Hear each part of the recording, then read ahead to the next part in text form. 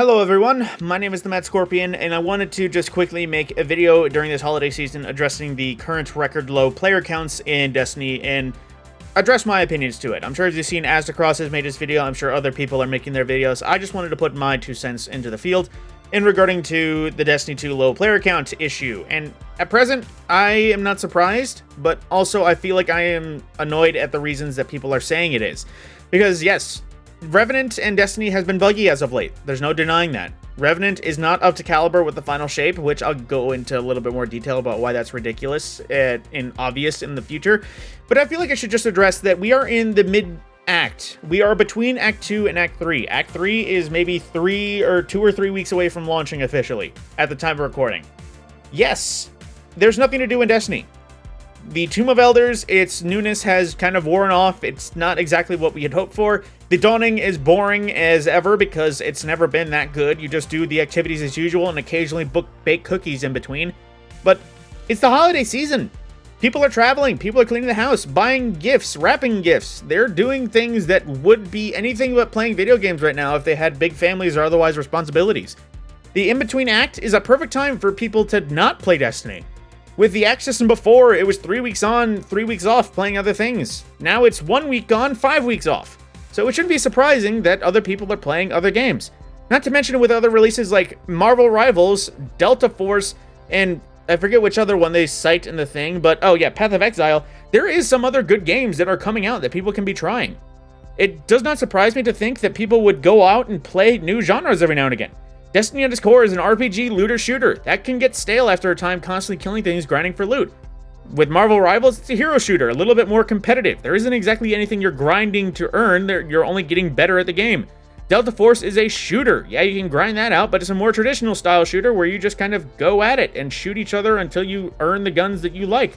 And same thing with Path of Exile. It's a wizard casting kind of game. I heard it in the past, but I'm not sure what it's about now. But yeah, it's one of those fantasy RPG games that you can go into an entirely new genre type. And then in the end, if you like Marvel Rivals, if you liked anything else, you can keep playing it. But if you might want to go back to Destiny, then you'll go back to Destiny. If you had the honeymoon phase and it was a good game, it was new, but now it's stale and you want to go back to Destiny, that's always an option. But on that same note, something else they address is apparently the issues with LFG and how every post is an experience required post and new players aren't exactly allowed to enter. Which, in that respect, it's not entirely on the people making the post. Sometimes you just want to get it done and you don't want to cheat somebody. And if you're going into LFG and not having any experience, I would more than certainly recommend you look up a guide beforehand. It is simple enough to just watch a video and start learning some of the mechanics. I know some people learn a lot better by doing themselves and just figuring out where they went wrong. But going into a LFG crew and saying, I know what I'm doing kind of, I watched a video but never done it, is a lot better than just showing up and saying, yeah, I haven't done anything, and I don't know what I'm doing. I've never been here before. That's more than likely going to get you in trouble than actually having a sort of understanding.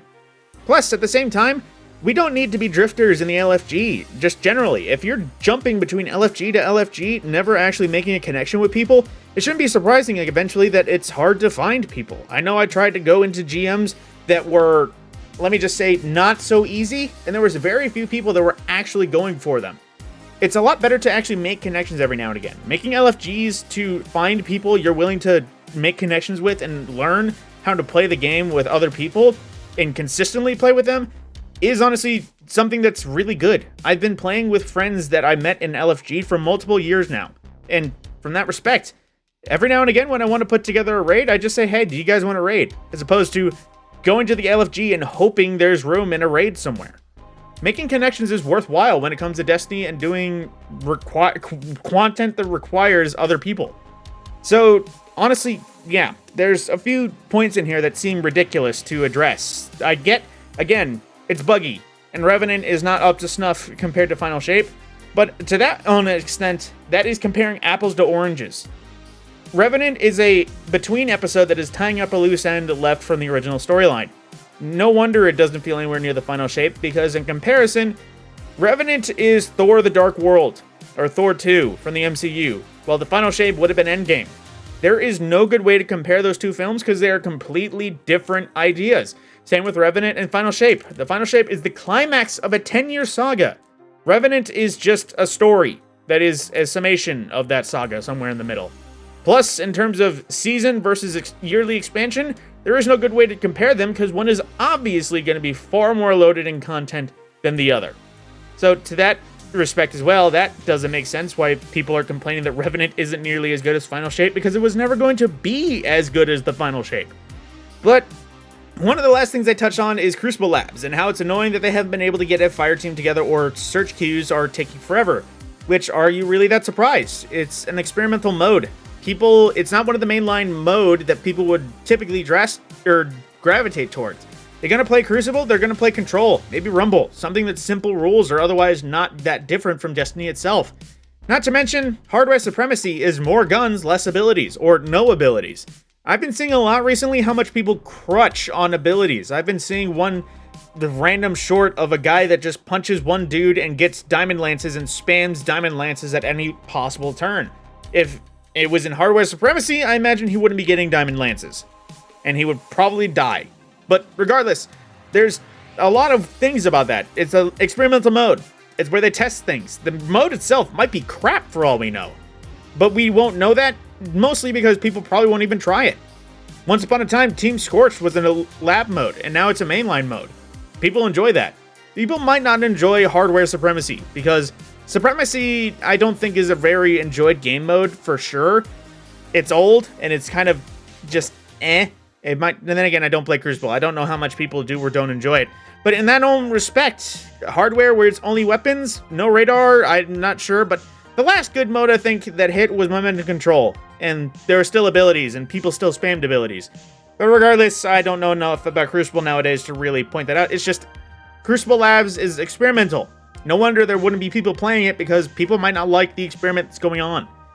But yeah, to summarize, yes, the player count is low. It should make sense because it is Act 2 where there's nothing happening. The event is stale, so no wonder people aren't playing the event. Also, it's the holiday season, so people probably have other things to go over. And there's other games that people could be playing that are brand new that might take the attention more than Destiny. It should not be surprising that Destiny is at a low count because people might not want to play Destiny right now. There's other games around. We can go out and play other things. So, making an article saying, oh my god, it is so terrible that the player counts are low right now. Yeah, it might not be great for the Steam previews, but at the same time, people will probably come back. People always do. Eventually. It just might not be now. But with that, my name is the Mad Scorpion. I hope you have a happy holidays and a Merry Christmas, and I will see you in the next video.